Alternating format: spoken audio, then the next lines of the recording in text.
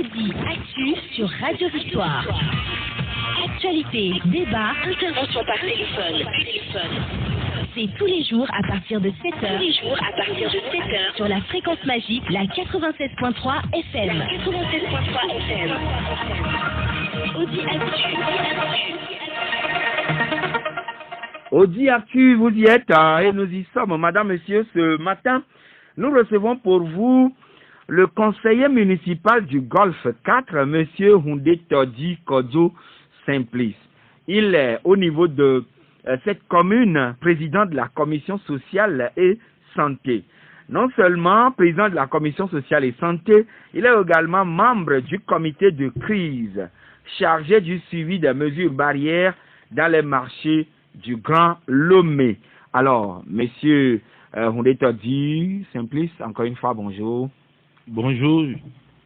Alors, je sais bien que les Togolais vous écoutent et vous êtes un élu local dans le Golfe 4 et vous travaillez, je crois, aux côtés de M. Jean-Pierre Fabre. Oui, je suis un élu de Golfe 4 et dans le conseil municipal avec pour maire, président du conseil municipal, M. Jean-Pierre Fabre et 4 adjoints, Mme Isabelle Ameganvi, M. Tcholenyanou Akwete, M. Mikem Anoumou et M. Azanledi Lagnon. Ah, voilà donc la composition du bureau de cette commune. Et mais vous-même, est-ce que vous aviez pu planter les arbres la dernière fois avec M. Jean-Pierre Fabre? J'étais le président de la commission d'organisation de la journée de l'arbre. Ah, très bien. J'ai été là avant tout le monde, oui. J'ai quitté après tout le monde. Ah, donc vous avez mis tout en place afin qu'il n'y ait pas de raté. Oui. Ah, c'était donc votre travail. Et on a mis en terre 225 plants du côté de la lagune, côté ouest du marché de Rankopé. Voilà. Oui, c'est vrai. Pourquoi avez-vous senti le besoin de mettre ces jeunes plants en terre? Non, est-ce que c'est un besoin? C'est un mode de vie aujourd'hui que, de regretter mémoire, le président Ademanya Singbe a inculqué à toute la population togolaise. Oui. C'est la meilleure chose que beaucoup à travers le monde doivent garder de lui. Et c'est devenu cette journée de l'arbre. Oui, cette journée de 1er juin où nous plantons tous des arbres. Nous l'avons fait depuis notre tendre enfance jusqu'à ce jour. Et donc pour nous, c'est tout à fait naturel de planter un arbre au 1er juin. C'est tout à fait un geste louable de planter un arbre le 1er juin seulement.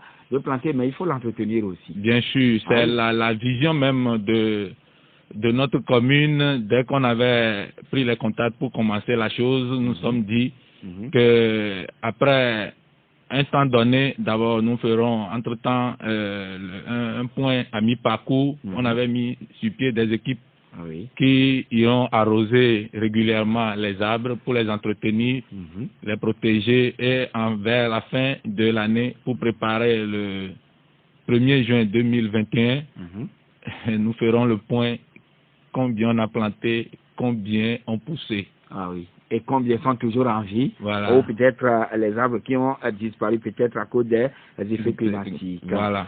Alors, monsieur Houndé Todi, après tout, vous êtes citoyen togolais, citoyen africain, citoyen de la planète Terre, tout comme moi. Oui. Alors, une scène, pas une scène, un drame s'est produit aux États-Unis il y a, je crois, plus d'une semaine. Oui. C'est un noir américain, George Floyd, qui a été étranglé par un policier blanc qui s'est agenouillé sur son cou. Malgré tous les cris de détresse du monsieur, s'il vous plaît, I can't breathe, je ne peux plus respirer, s'il vous plaît. Mais on l'a étouffé jusqu'à mort. Et aujourd'hui, cela est devenu viral dans le monde. Beaucoup de pays manifestent contre cette situation et même beaucoup de choses se passent aux États-Unis jusqu'à ce que Trump ne fasse sortir la garde nationale, c'est-à-dire l'armée elle-même. Comment, en tant que citoyen africain, vous avez trouvé ce qui s'est passé là il y a plus d'une semaine? Merci beaucoup, Joachim. Citoyen du monde, c'est une réaction que nous devons avoir comme tous les Américains qui manifestent aujourd'hui. Et je comprends pourquoi ça devient viral, ça traverse le monde. Parce que la situation de George Floyd, ça se répète tous les jours dans pratiquement tous les pays du monde. Et vous en souvenez, c'est le 20, pour George Floyd, c'était le 25 mai dernier. Oui. 28 mai de l'année qui a précédé, le même acte a été posé en France. Oui. Et ça, peut-être... Pour Adama Traoré, c'était en 2016. Voilà. Et donc, c'est des actes qui reviennent régulièrement. Les gens diront, les policiers disent que c'est par rapport à la technique de maîtrise des gens dans les situations qui... Mais ça arrive de temps en temps. C'est le ras-le-bol que les populations se sont mis à exprimer aujourd'hui avec la situation de Minneapolis. Et donc, nous devons attirer l'attention de nos forces de l'ordre sur la pratique des techniques de maîtrise aussi, et sur les réactions qu'ils doivent avoir dans des situations de prise des personnes suspectes, etc. Mais c'est des situations que nous déplorons tous. Oui. C'est des situations que nous déplorons tous. Mais aujourd'hui, Derek Chauvin, le policier qui a tué ainsi ce noir contre... pour rien du tout. Finalement, il se retrouve en prison. Moi, c'est trop léger, c'est mon point de vue. Hein? Bon, dans ma peau d'homme politique et surtout de défenseur des droits humains, je crois que c'est ce que la loi a prévu pour lui pour le moment. Il est en prison, il passera devant les tribunaux, il sera jugé et la sentence sera dite et on verra ce qui va suivre. Et c'est ce que les lois prévoient dans ce pays. Oui. Mais quand même, comment comprenez-vous un peu le fait que cela envahit les autres pays du monde? Oui, c'est normal que ça envahisse les autres pays du monde. Je vous l'ai dit tout à l'heure. Et ça, c'est les mêmes actes qui se posent partout dans les pays, par les forces de l'ordre. Apparemment, les Blancs ont une suprématie sur nous, les Noirs. Par rapport aux Noirs, est-ce que c'est une suprématie? Vous verrez. C'est l'impression que ça donne en fait. Oui, c'est les images des Noirs qui circulent le plus sur ces sujets-là, surtout aux États-Unis. C'est un cas de leur histoire aussi. Mais il y en a dans nos pays où les Noirs maîtrisent des Noirs et les maîtrisent jusqu'à la mort. Des Noirs policiers tirent sur des Noirs sans avoir donné des tirs de sommation, etc. Donc, c'est des phénomènes sociaux qui passent dans pratiquement tous les pays et nous devons attirer l'attention de nos forces d'ordre, des forces de l'ordre et de sécurité. Et voilà, il y a des gens quand même qui défendent ces citoyens qui malheureusement sont fauchés ou bien sont tués pour un gros rien. Et parmi ceux-là figurait Maître Yaovi Agboibo, un grand défenseur des droits de l'homme au Togo. D'ailleurs, le pionnier, on dirait, parce que c'est grâce à lui, grâce à ses agissements, ces actes que la CNDH a pu être créée dans notre pays, le Togo. Mais aujourd'hui, tous les Togolais le pleurent. Oui, nous devons pleurer Maître Agboibo, surtout nous autres, les jeunes de la génération 90. Nous avons vu Maître Agboibo avait ouvert les yeux sur les valeurs humaines, les valeurs de droits de l'homme à la population togolaise. Et tout son parcours jusqu'à la création de la CNDH, ses actions politiques, ses compromis avec ses amis politiques, etc. C'est toute une école pour la jeunesse togolaise. Et donc, nous devons tous pleurer Maître Agboibo. Là, c'est toute une portion de bibliothèque qui part dans notre pays. Ah oui, une portion de bibliothèque qui part ainsi dans notre pays. Mais étant donné qu'il n'est plus de ce monde, normalement, les cérémonies grandioses devraient être organisées, mais le coronavirus nous dit le contraire ou nous impose son diktat. Alors là, ça m'amène vers le sujet pour lequel nous vous avons invité ce matin. Monsieur Simplice Moutodi, vous êtes conseiller municipal au niveau du Golfe 4. Alors, quelle est la situation aujourd'hui dans la commune du Golfe 4 par rapport au coronavirus? Là, vous êtes là en tant que un golfe, disons, une commune qui se retrouve dans le Grand Lomé. Voilà. Par rapport à la statistique, je ne peux que parler de la statistique de la commune du Golfe, où nous sommes membres aussi du comité préfectoral de gestion de coronavirus.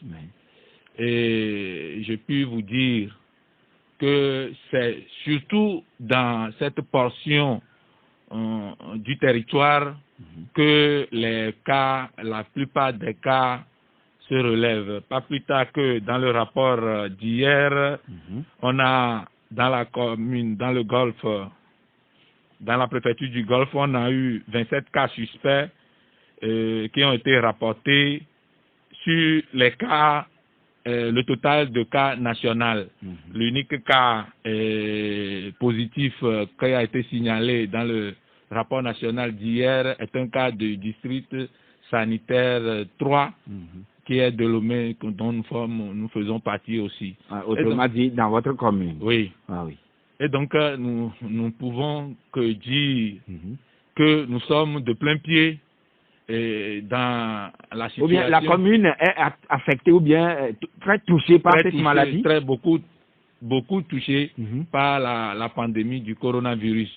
Vous devez comprendre aussi, nous sommes à la nous faisons frontière avec le Ghana, pays limitrophe de l'Ouest, et nous sommes sur la nationale numéro 2 qui va du Ghana au Bénin, etc. Donc nous sommes à un carrefour. Et vous avez aussi le grand centre commercial, disons le grand marché du Togo là-bas. Le quartier administratif. Ah oui. Tout ça là, donc fait converger les cas vers la zone. Mais nous remercions beaucoup nos structures sanitaires qui sont sur le territoire communal, qui réagissent très rapidement, très professionnellement pour prendre en charge les cas qui sont signalés régulièrement. Les cas suspects, tout comme les cas positifs qui sont constatés. Tout cela. Ah oui, mais quel est le degré d'implication de votre commune dans cette affaire-là? Oui. Au nom du grand district district autonome du Grand Lomé. Avant d'arriver au niveau du district autonome du Grand Lomé, il faut parler du niveau communal. Oui. Et au niveau de notre commune, très tôt, nous sommes levés sur cette affaire de coronavirus depuis le 15 mars déjà, à mener des actions. Pratiquement une semaine après l'apparition du premier cas confirmé. On a mis sur pied, d'abord notre commission a fait des tours surtout sur les marchés de notre commune. Après le 24 mars, le maire a convoqué un conseil municipal extraordinaire pour statuer uniquement que sur la gestion du coronavirus. C'est dans cette réunion que nous avons mis en place le comité de pilotage de la gestion de la riposte que je pilote en qualité de président de la commission santé. Et nous avons mis sur pied un programme qui a permis de mettre dans les structures de notre commune où les populations se retrouvent en grand nombre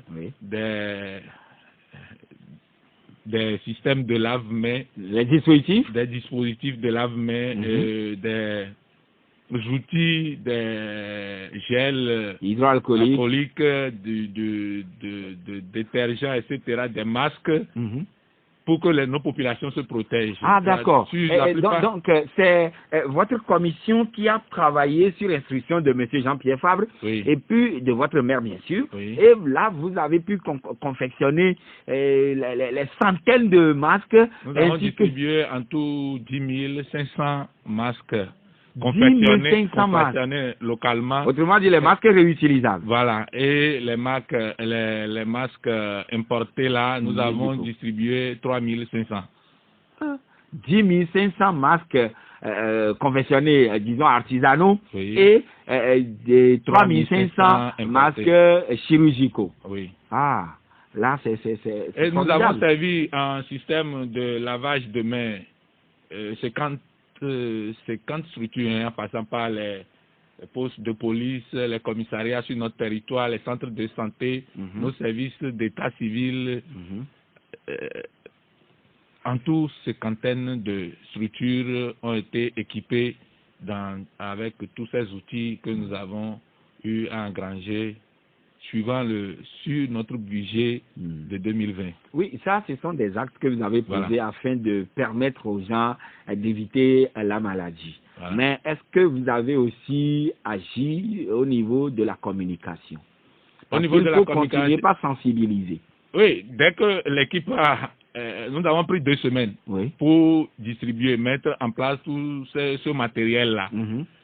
Après les 2 semaines, pendant ces 2 semaines, il y avait des équipes qui ont sillonné la ville, des équipes, 4 équipes véhicules sonorisés, 10 équipes motos sonorisées qui ont sillonné la commune pendant 21 jours. 3 semaines? Oui, ça fait 3 semaines, pas exactement les 21 jours, mais ils faisaient 3 jours par semaine. Et ils ont fait 3 semaines. Voilà. Après, on a fait le point avec eux, mais ces derniers temps, c'est l'équipe, notre commission même, qui se déplace pour aller voir comment les choses se passent dans les marchés. On nous interpelle de temps en temps sur certains cas, nous nous déplaçons pour aller. Alors, combien de marchés vous avez au niveau de votre ressort? Nous avons 6 marchés. 6 marchés. Bon, 6 marchés qui nous ont été attribués, mais nous avons 9 marchés sur notre territoire communal. Ah, donc 3 sont au niveau de l'EPAM. La gestion de l'EPAM, oui. Donc le marché d'Adaolato, le marché de Bossimé, un autre marché qui est en construction dans Bekikame. Ah voilà. Et donc, et au regard de tout ce que vous venez de nous dire, quelles sont les mesures prises? Là, je voudrais aller cas par cas au niveau des marchés. Quelles ont été les mesures spécifiques que vous avez prises, toujours pour aider les populations de votre commune au nom du Grand Lomé pour pouvoir éviter le coronavirus? Oui, j'ai dit tout à l'heure que ce sont les marchés qui ont été les premières priorités. Et donc quand nous avons mis en place les outils nécessaires pour gérer la crise, nous faisons des descentes tous les jours. Ce matin même, le responsable administratif, le chef de division chargé de la gestion des marchés, il fera encore le tour sur les marchés et il appellera. Mais ce que nous avons mis en place, c'est ceci. Les agents de collecte des tasses, ceux qui distribuent, qui vendent les tickets, sont mis à contribution pour contrôler les masques. Et le principe suivant la décision ministérielle qui veut que personne n'entre dans un marché sans masque, nous avons mis des gens à l'entrée de nos marchés et qui contrôlent cela. Dès que vous arrivez, vous lavez les mains, on vous suit, vous lavez les mains, vous avez les masques, vous rentrez. Vous n'avez pas de masque, on vous dit d'aller en chercher avant de revenir. Et vraiment? De temps en temps, les équipes, allez à Hankob, vous verrez, allez à Kodome, vous verrez. Et surtout pour nos marchés qui sont fermés, la pratique est systématique. Ça, c'est sans encombre. Ah oui. Et c'est vrai que nos populations sont un peu réticents, ils sont un peu têtus dans l'application des règles, mais nous sensibilisons, nous attirons leur attention avec le comité. Vous imposez, en tout cas, vous demandez à tout le monde de laver les mains. Oui, voilà. Laver les mains et puis porter les masques. C'est le minimum quand même pour. Si la personne n'en a pas voulu en donner. Bon, au début, quand nous étions distribuant les masques, on en donnait. On avait mis à la disposition de nos équipes sur les marchés qui ont donné, mais le stock a fini. Mais il y en a qu'on vend partout. Et je voulais, par cette question, attirer l'attention de nos populations. Nous parlons de la maladie. Habituellement, quand nous sommes malades, c'est nous-mêmes qui allons chercher souvent les médicaments sur instruction peut-être des médecins avec des ordonnances. Personne ne nous le dit. Et aujourd'hui, ce que l'ordonnance prescrit, c'est les masques et c'est de se laver les mains. Régulièrement. Très simple. Et donc, avec 200 francs, vous pouvez avoir les masques réutilisables que moi je porte. J'ai pris l'habitude de porter ce masque-là pour dire à nos populations que, en réalité, c'est le minimum pour vous. Tout le monde peut avoir accès à cela. Oui. Tout le monde peut avoir accès à cela. Et c'est ce que vous faites au niveau des marchés. Maintenant, avant que les marchés ne s'animent, il faut que les gens soient convoyés vers là. Voilà. C'est-à-dire, il y a les transporteurs ou les moyens de transport pour les faire venir dans les marchés. Alors, quelles sont les discussions pratiques que vous avez prises également vis-à-vis de ces transporteurs? Oui. Au niveau des transporteurs, vous savez que quand nous, on a lancé notre action coronavirus, le maire a souhaité, et il est toujours dans le processus, a voulu signer un arrêté qui rend obligatoire le port de masque sur notre territoire communal. Alors, quand le message a commencé par circuler, nous avons vu avec l'appui des forces de l'ordre que vous allez constater qu'au carrefour, les forces de l'ordre sont là pour demander aux gens qui ne portent pas des masques, surtout sur les motos, dans les véhicules, allez chercher, on vous stationne, vous allez chercher, vous revenez, vous prenez votre moto et partez. Donc, c'était une initiative prise par le maire du Golfe 4. Oui. Monsieur Jean-Pierre Fabre. Oui, c'était le... Quelle date là à la cérémonie de lancement du projet. L'initiative, c'est la première idée que lui il a lancée, qu'il faudra rendre obligatoire le port de masque.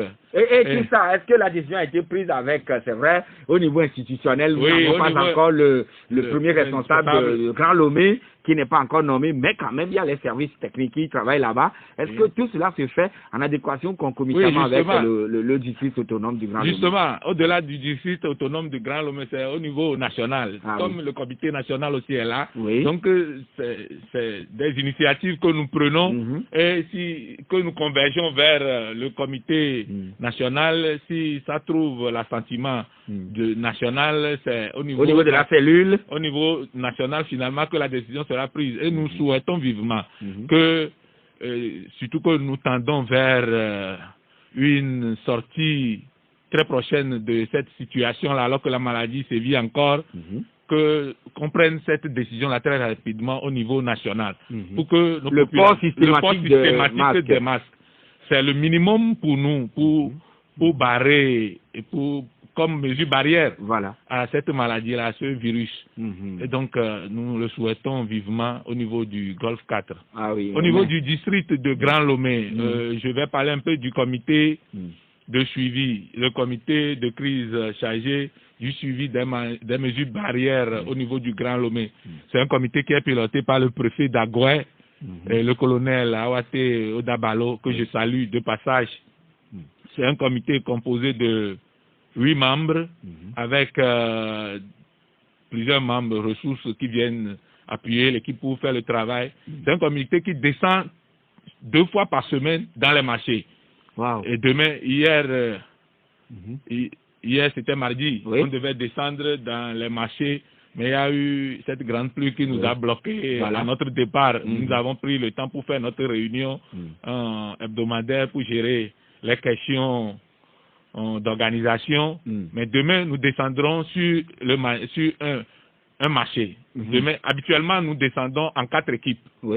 Sur chaque équipe, 2 ou 3 marchés.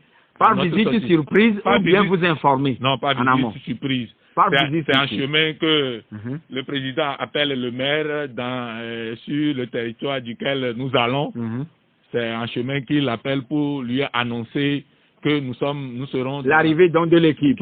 Mais c'est de manière surprise que nous rentrons dans les marchés. Et le plus souvent, quel est l'objectif donc de ces gens de... L'objectif, comme vous devez voir le titre, c'est de suivre les mesures barrières, de suivre le respect des mesures barrières, et d'aider à la sensibilisation et de faire un point à l'autorité pour pouvoir permettre de réorganiser la gestion des mesures barrières, surtout dans les marchés. Vous savez qu'avec la maladie, pratiquement tous les lieux de rassemblement ont été fermés. C'est seulement les marchés, pour raisons économiques réelles, qu'on a laissé les marchés. Donc il faudra quand même encadrer les marchés pour que ça vienne. Et c'était mais quand même, malheureusement, ce que nous avons constaté dans les marchés à Lomé ici, les gens portent, c'est vrai, les masques, mais ils descendent ça au niveau du menton. Est-ce que vous aussi, en descendant dans les marchés, vous avez fait le même constat? Il faut dire que le constat est réel. Nous le constatons toutes les fois. Même pire. Et vous constatez, vous demandez à la personne de relever. Vous tournez le dos le temps de faire un tour d'un cercle de 2 mètres, vous revenez, la personne le redescend. J'ai souvent dit aussi que c'était pas de nos habitudes surtout de Togolais, de porter de masques. Nous venons de le découvrir avec la maladie. Oui. Et donc c'est difficile pour nous. Les gens vont vous dire que ça les étouffe. Le plus souvent, moi je réponds habituellement. C'est mieux que ça t'étouffe ici. Oui. C'est mieux pour toi que ça t'étouffe ici. Prends l'habitude de respirer dedans, ça va aller. Plutôt que de te converger vers le CHL Lomé commune. Voilà. Et donc, ils comprennent? Bon, ils attendent de toute façon. Maintenant, avec nos descentes, nous avons commencé par descendre dans les marchés il y a très longtemps. Ça fait pratiquement un mois et demi que nous avons commencé l'action du comité. Mais nos dernières sorties ont commencé par nous prouver que les populations ont commencé progressivement à observer les mesures barrières. Surtout, notamment le port de cash. Les mairies aussi réagissent par rapport au point que nous leur faisons. Ils prennent des dispositions pour réajuster le tir. Mais seulement, vous ne veillez pas quand même sur le nombre de personnes par taxi que le gouvernement a quand même recommandé. Oui. Dans les communes du Grand Lomé, c'est ce qu'on constate. Oui, mais le minimum est fait, surtout au carrefour. Quand vous êtes au carrefour, vous constaterez que l'agent de sécurité, surtout ceux de Covid-19, quand ils sont là, ils regardent dans les véhicules, les gens ne portent pas les masques, on leur demande, on arrête le véhicule, on serre le véhicule, la personne sort pour aller chercher son masque, mais bientôt, c'est des pénalités qui vont tomber.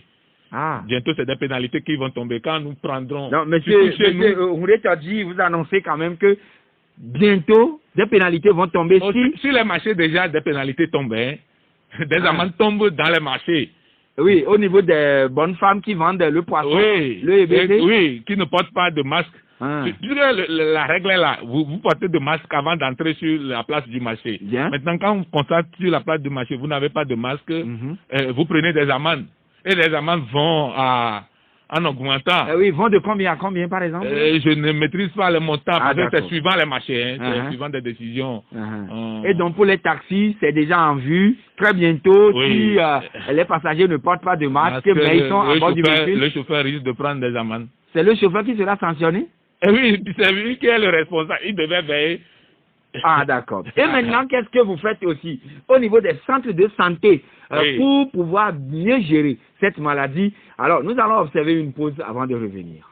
Audi Actu, c'est du lundi au vendredi de 7h à 8h20 sur Victor FM. Retour donc en studio, madame, monsieur, avec notre invité. Il s'agit du conseiller municipal, monsieur Oundé Todi Kodio Simplice, qui est président de la commission sociale santé au niveau de cette commune. Et il est également membre du comité de crise chargé du suivi des mesures barrières dans les marchés du Grand Lomé. Maintenant, je vais vous poser la question avant de remettre l'antenne tout à l'heure là, de savoir quel est le niveau de collaboration au niveau des communes, des communes avec les centres de santé. Oui. Les centres de santé. Les centres de santé, vous savez que je partage ceci avec vous. Vous savez que les structures de santé sur notre territoire ont été bien encadrées, bien organisées au départ. C'est avec le coronavirus que je les découvre en district, bien ordonné.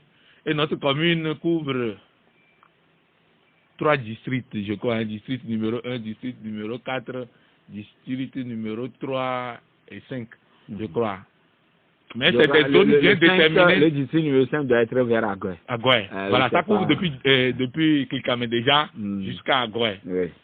Et donc, c'est des structures qui ont été très rapidement au niveau national organisées pour gérer la crise du coronavirus. Voilà.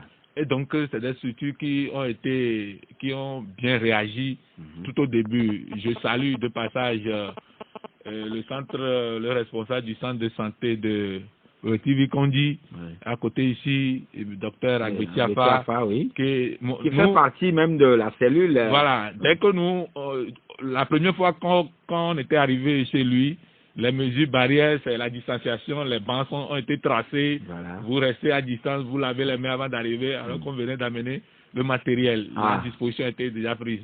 Et il nous a même fait un peu le point des actions. Beaucoup de cas ont été découverts chez eux et ils ont été bien pris en charge. Voilà. Et donc, quand nous avons fait le tour des structures sanitaires, même privées, certaines structures privées, nous n'avons pas fait le tour de l'ensemble mais on a fait le maximum. Oui. Les dispositions sont... Donc, les mesures barrières sont de mise là-bas dans tous les centres de santé. Les règles sont là, elles sont pratiquées. Ils sont mais bien suivis d'ailleurs, hein, surtout pour les centres publics. Oui. Très bien suivis. Par exemple, le CMS d'Amoutier B, le CMS de Trivikondi, le CMS de Nikonakwe, le CMS de Kodjo-Jakopé, celui de UTB. Oui. Tout ça. C'est des structures très bien organisées où la gestion est très efficace. Même le jour où on était arrivé à Kodjo-Jakopé, il y avait un cas qu'il prenait déjà en charge avec tous les donc quelqu'un était suspecté. Et puis ils ont mis les dispositifs en place et ils prenaient la personne en charge. Donc là, les mesures prises, on dirait l'observance est au top? Au top, je dirais non. Il y a des couacs. Mais nous peut-être aux autorités que nous allons demander d'apporter plus de moyens. C'est vrai qu'au niveau communal, les communes aussi prennent leur part de la charge. Mais le plus grand lot, les communes viennent à peine d'arriver. Nous, on n'a pas encore même de bureau pour travailler. Surtout pour les commissions. Cette affaire de bureau se pose encore jusqu'à ce jour? Non, vous devez comprendre. Pour nous-mêmes, c'est mieux. Moi, j'ai été dans une commune dans mon village où ce que nous avons comme bureau pour nos secrétaires, le maire l'a pas. Ce problème de bureau, ça se posait même avant qu'on arrive. Vous savez que nous, on est arrivé 2 mois avant de louer un lieu pour trouver. Et donc, on met les structures prioritaires en place, on gère. Ah, d'accord. Heureusement que nous, on a un bâtiment en construction déjà que la commune a commencé par construire avant que nous on arrive, qui est sur notre territoire, qui nous souhaitons que ça finisse vite pour que nous puissions intégrer le bâtiment. Voilà. Alors là, c'est vrai, vous l'avez dit, il y a quelques couacs, mais vous essayez de donner des instructions pour qu'on les corrige rapidement?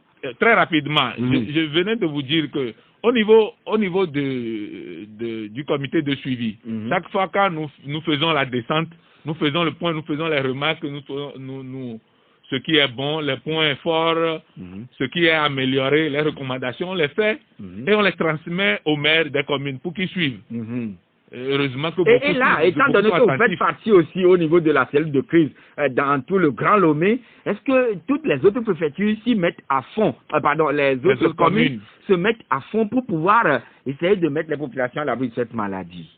Là, je ne parle plus au début, les gens n'ont pas senti la nécessité. Mais ces derniers temps, on a constaté que tout le monde s'est mis au travail. Toutes les communes se sont mobilisées pour travailler. Vous allez constater, quand vous descendez dans certains marchés aujourd'hui, vous allez constater que aujourd'hui, dans beaucoup de marchés, on met des agents à l'entrée pour contrôler.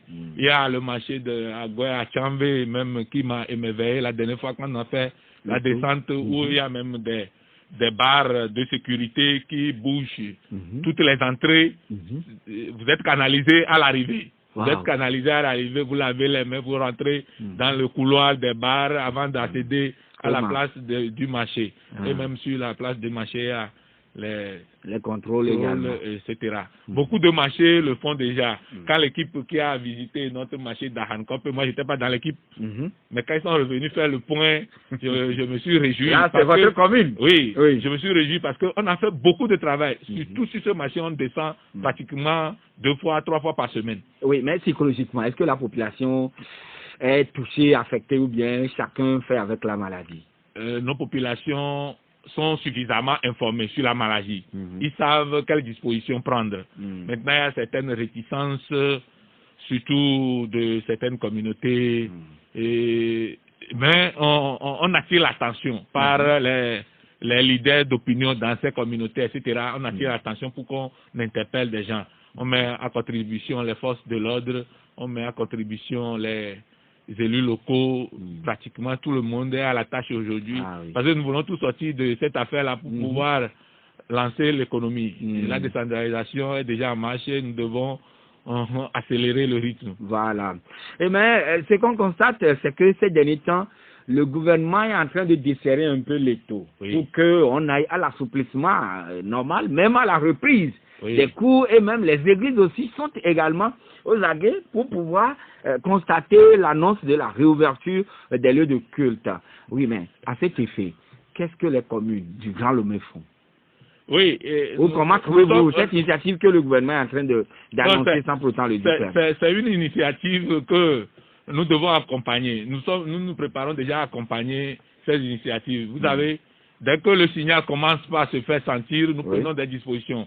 Aujourd'hui, même au niveau du Golfe 4, nous allons avoir des réunions pour pouvoir voir comment préparer les actions envers les écoles. Parce que c'est imminent que les écoles vont s'ouvrir et donc il faut prendre des dispositions pour aller dans ce sens. Mais c'est surtout les moyens. C'est surtout les moyens financiers qui posent... Non, l'État a parlé de 400 milliards, donc certainement que des fonds sont mis à disposition des communes, ne serait-ce que du Grand Lomé ou qui constitue l'épicentre de la maladie. Oui, les fonds sont mis à disposition des comités préfectoraux pour la gestion des crises. Mais au niveau des communes qui sont sur budget autonome, les actions sont menées de manière autonome. Donc tout ce que vous aviez eu à faire au niveau du Golfe 4, c'était d'une valeur d'environ 12 millions, c'est sur fonds propres. Au niveau de la commune? Oui. Ah bon? Ah oui. Donc, ça voudrait dire que le Golfe 4 a un peu de moyens. Non, c'est pas une question à un peu de moyens, mais c'est une question de nécessité et d'urgence. Ah d'accord. Je vous ai parlé de la réunion du conseil municipal, la réunion extraordinaire du conseil municipal qui a décidé de mener les actions. Les comités qui ont été mis en place pour travailler autour de cette affaire-là ont été poussés avec une main de rigueur par monsieur le maire pour que nous allions très rapidement à l'action. Et c'est cette action qui continue jusqu'à ce jour. Et donc, ça voudra dire que vous travaillez aussi en de très bons termes avec la cellule nationale. Oui, par le couloir de la cellule préfectorale. Je suis membre au comité préfectoral, mais c'est le maire à Tcholegnanou qui est le représentant. Je participe aussi de temps en temps à la réunion, mais c'est par ce canal de comité préfectoral que nous sommes en relation avec la cellule nationale. Et tout se passe très bien. Tout se passe très bien. Tout se passe très bien. Mais quand même, le gouvernement a annoncé qu'aujourd'hui, on a la maîtrise de la situation dans le Grand Lomé. Je vais vous poser tout à l'heure la question. Si vous aussi, vous avez fait le même constat, c'est vrai, vous n'êtes pas les scientifiques, cependant, si le même constat est fait par vous, qui êtes très très proche des populations également dans leur mouvement. Mais nous allons ouvrir l'antenne aux uns aux autres pour les interventions maintenant. Alors, nous allons accueillir Irénée. Bonjour. Bonjour, Joachim. Oui, comment allez-vous? Très bien. Alors, nous vous écoutons. Bon, je crois que notre invité est de la commune Golfe 4. Bien sûr, commune à Moutiévé. Ça veut dire que ici, papa comme le Sud est aussi de cette commune. Oui. Voilà. Je suis un peu sidéré quand ils parlent qu'ils ont fait une communication aussi exorbitante. Mais je fais remarquer que dans cette commune Golfe 4, notamment un petit peu comme monsieur là, ils n'ont pas fait la sensibilisation porte à porte.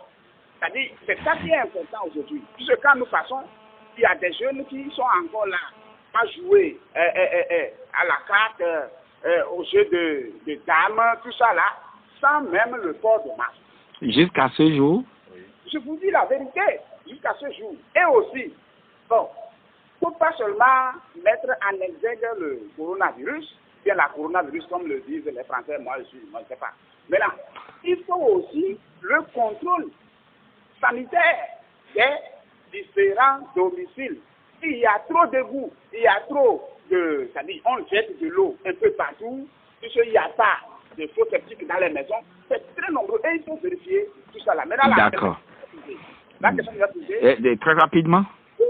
Qu'en est-il des disputes qu'il y a actuellement entre Jean-Pierre Fabre et Madame Isabelle, puisque le bureau de la commune se trouve actuellement dans le domicile de Jean-Pierre Fabre.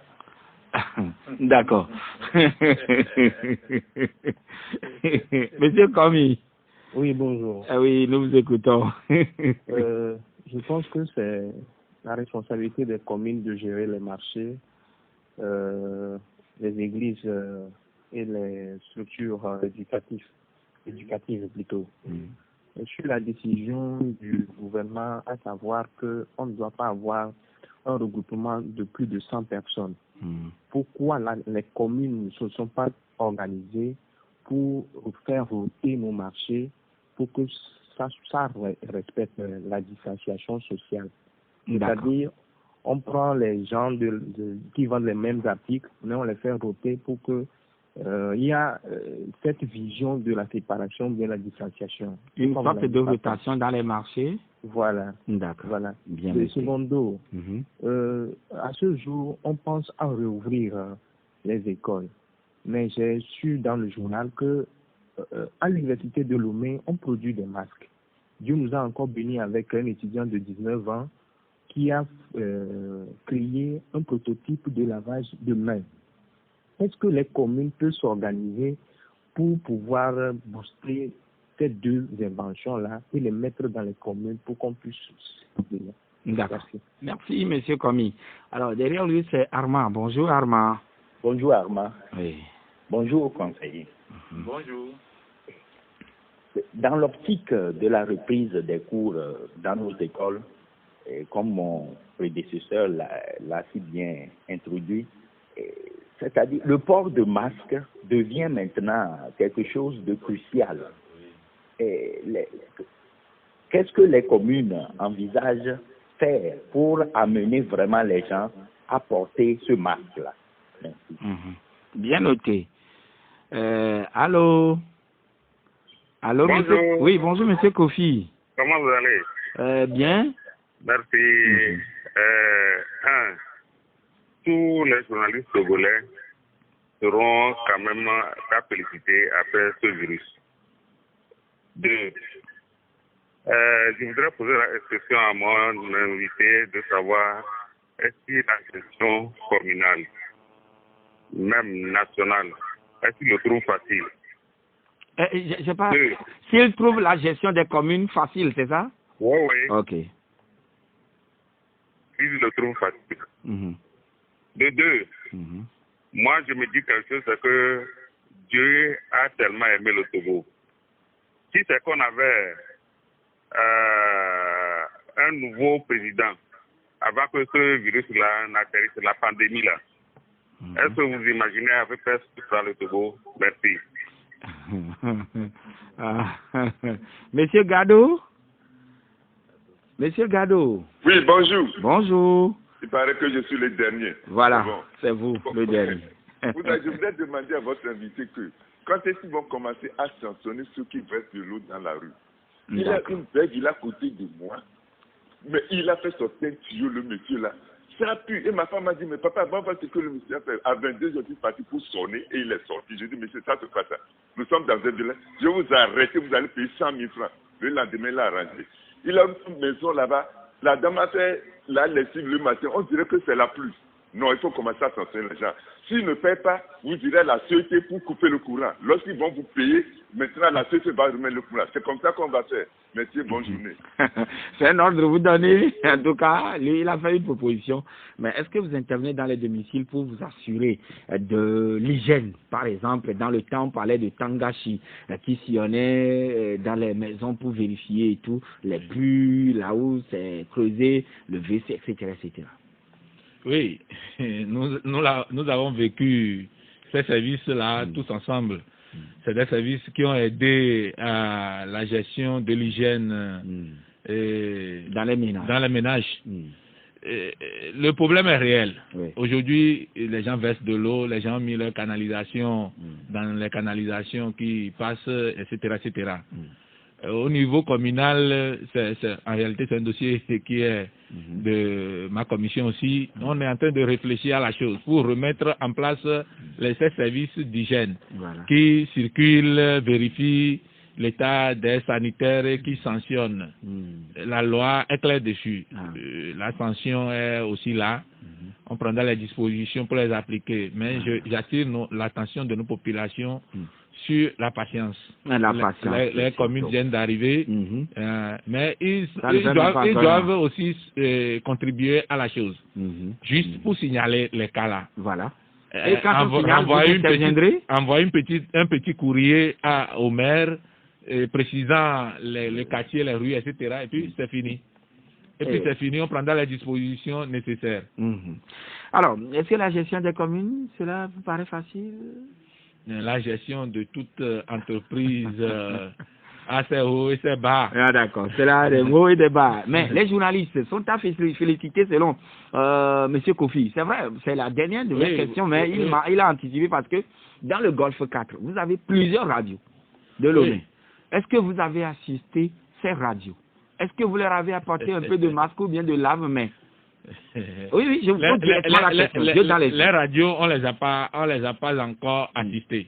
Tout simplement parce que nous avons fait ce qui est à portée de main pour les lieux les plus fréquentés. Je vais vous dire ceci. Il y a actuellement nos CDQ qui nous talonnent excessivement parce qu'on n'avait pas mené d'action réelle envers eux. On ne pouvait pas le faire. Nous, on a visé là où nous convergeons tous, eux, nous et les autres, où nous pouvons prendre le virus. Et donc, pour vous, c'est bien au niveau du Golfe 4 d'ignorer royalement les médias. C'est pas qu'on a ignoré. Prenez, messieurs les médias, messieurs les journalistes, vous êtes les maîtres des mots et vous devez savoir utiliser les mots.